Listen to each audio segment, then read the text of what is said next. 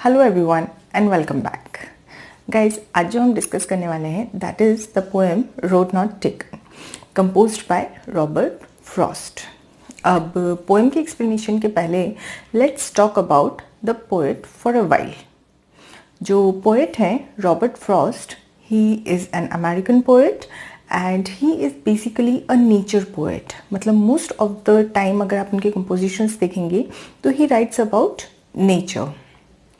And one more thing, वो बहुत ही ऑर्डिनरी और नॉर्मल इवेंट्स के बारे में लिखते हैं, but his compositions are so delightful कि आप अगर उनके पोएम्स पढ़ते हैं it ultimately takes you to some life lessons.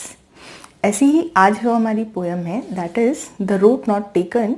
ये भी एक बहुत ही सिंपल कंपोजिशन है जो कि हमें हमारी लाइफ के सबसे बड़े डिसीजंस और उनके इफ़ेक्ट्स के बारे में बताती है। Okay, let's start with the poem. You can see the stanza first here. Stanza first बोल रहा है two roads diverged in yellow woods. यहाँ पर जो पोएट हैं ये उस सिचुएशन की बात कर रहे हैं कि जब वो चलते चलते चलते एक ऐसे पॉइंट पर आकर खड़े हो गए हैं जहाँ उनके सामने दो रास्ते हैं। उनका जो रास्ता था वो दो रास्तों में डिवाइड हो गया है और वो दोनों रास्ते जंगल की तरफ जा रहे हैं। Yes, yellow words here denotes the jungle. And जो येलो का उन्होंने यूज़ किया है उससे हम ये प्रिडिक्ट कर सकते हैं कि may be he is talking about the time जब फॉल्स का सीज़न होता है। तो उस टाइम पे पत्ते या तो झड़ रहे होते हैं या फिर पीले पड़ जाते हैं।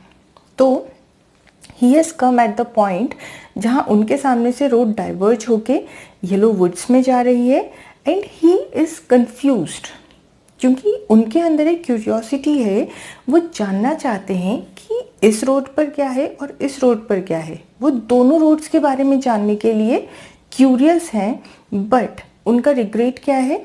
Being an only traveller. क्योंकि वो अकेले ट्रैवल कर रहे हैं तो उनके लिए पॉसिबल नहीं है कि वो दोनों रोड्स के बारे में जान सकें। तो he stood there for a while और वहाँ से खड़े होकर वो उन रोड्स को देखते रहते हैं। वो दोनों रोड को देखते हैं और वो जहाँ तक नज़र जा पाती है, मतलब जब तक वो रोड बेंड नहीं हो जाती और उन्हें सिर्फ और सिर्फ जंगल नहीं दिखने लगता, जब तक वो उन दोनों रोड्स को देखते रहते हैं।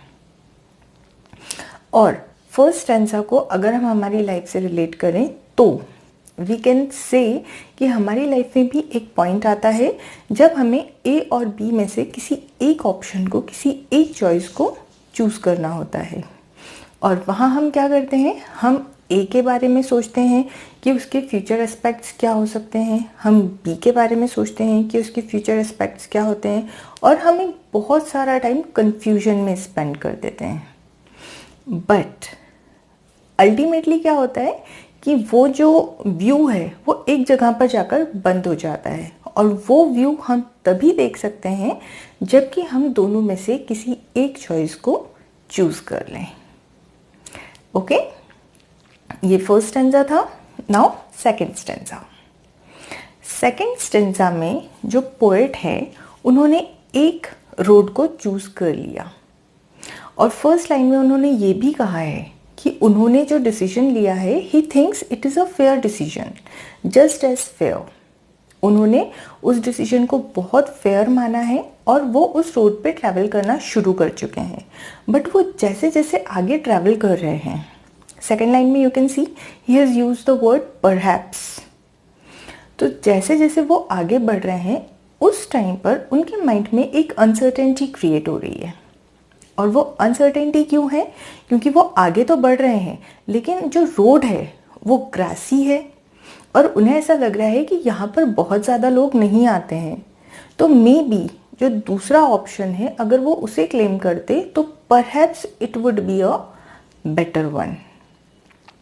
और यही सोचते सोचते जैसे जैसे वो आगे बढ़ते हैं, फाइनल दो लाइंस में आप देख सकते हैं कि वो धीरे धीरे एक कंक्लूजन ये निकालते हैं कि अगर जो विजिटर्स हैं, जो चलने वाले हैं रोड पर, उन्हें देखा जाए तो हो सकता है दोनों ही ऑप्शन इक्वल है क्योंकि दोनों पर ही विजिटर्स कम आते जाते हैं। तो दिस इज द कंफ्यूजन, जब दो में से एक चॉइस पर हम आगे बढ़ते हैं और आगे जाके हमें कुछ चीज़ हमारे प्रिडिक्शंस के अकॉर्डिंग नहीं लगती है, तो उस टाइम पे जो अनसर्टेनिटी हमारे माइंड में होती है, that is poet showing in stanza 2। अब स्टेंजा 3 में देखिए, स्टेंजा 3 में एक रिग्रेट है, एक कंफ्यूजन है, और वो कंफ्यूजन ये है कि वो उस रोड पर आगे तो बढ़ गए हैं, पर उन्हें क्या लगता था कि जो दूसरा रोड उन्होंने छोड़ दिया है, maybe some other time वो उस पर ट्रैवल कर पाएंगे।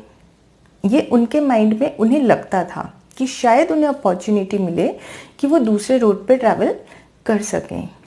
बट जैसे जैसे वो मूव कर रहे हैं, उनके माइंड में एक अफसोस रह रहा है कि वो उस रोड पर ट्रैवल नहीं कर पाए, क्योंकि उन्होंने लास्ट की 2 लाइंस आप देख सकते हैं। लास्ट की 2 लाइंस ये बता रही हैं कि आगे मूव होते होते पोएट ने ये रियलाइज़ कर लिया है कि जैसे जैसे वो आगे बढ़ रहे हैं, एक रास्ता दूसरे से, दूसरा तीसरे से, तीसरा चौथे से, इस तरह जो वेज हैं वो आपस में कनेक्टेड हैं, और मे बी ये जो कनेक्टेड वेज हैं वो उन्हें कहीं ऐसी जगह ले जाकर ड्रॉप करेंगे जो कि उनके स्टार्टिंग पॉइंट से बहुत दूर होगी, और जो दूसरा ऑप्शन वो छोड़कर आए थे वो उसे कभी भी ट्रैवल नहीं कर पाएंगे। Same is the situation with our lifes, कि जब भी हम कोई एक ऑप्शन को चूज़ करते हैं तो वो कहीं ना कहीं से लिंक्ड होकर हमें हमारे डेस्टिनेशन तक पहुंचा देता है, और वहाँ से वापस आकर दूसरा ऑप्शन चूज़ करना not possible. Okay, third stanza. अब जो द लास्ट स्टैंजा, जो लास्ट स्टैंजा है उसमें जो पोएट हैं वो क्या बता रहे हैं, उनके फर्स्ट, सेकंड, थर्ड स्टैंजास के जो भी मूवमेंट है उनका रिजल्ट क्या है, उन मूवमेंट्स का, उन डिसीजंस का आउटकम क्या है, वो हमें फोर्थ स्टैंजा में बता रहे हैं। You can see the fourth stanza. उसमें वो ये बोलते हैं कि एजेस एंड एजेस हैंस, मतलब आज से कई सालों के बाद में जब वो उस डिसीजन के बारे में बात करेंगे तो he will speak with a Sai.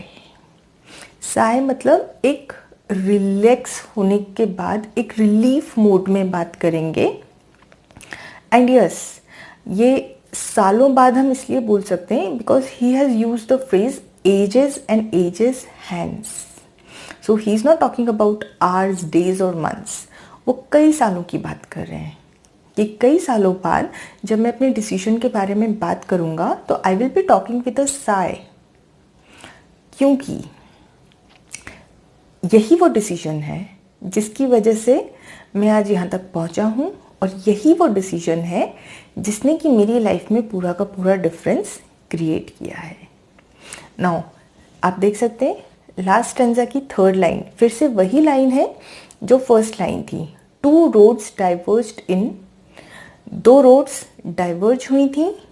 फिर आई के बाद में एक पॉज है, और ये जो पॉज है इसके बाद में वो एक इम्पॉर्टेंट अनाउंसमेंट करना चाहते हैं, और वो अनाउंसमेंट ये है कि आई चोज द पाथ, मतलब उन्होंने जो रास्ता चूज़ किया वही रास्ता है, वही चॉइस है जिसकी वजह से आज उन्होंने इस सक्सेस को देखा है, और उनकी लाइफ में जो डिफरेंसेस क्रिएट हुए हैं ये उसी एक रास्ते को चूज़ करने की वजह से हुए हैं।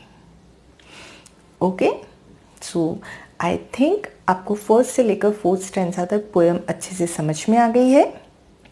It is all about the choices that come in front of us, और हमें उनमें से एक चॉइस को चूज़ करना होता है, और उसे चूज़ करने के बाद में if we start positively with our choice, तो किस तरह से हम हमारे डेस्टिनेशन तक पहुंचते हैं, किस तरह से हमारी लाइफ में बड़े बड़े डिफरेंसेस क्रिएट होते हैं, ये पोएट ने यहाँ पर बताया है। Okay, and just go through the lines, then I am sure you will get the explanation very clearly. Okay, and don't forget to like, share and subscribe Escape the Ordinary. Keep watching, stay home, stay safe, take good care of yourself. Bye bye.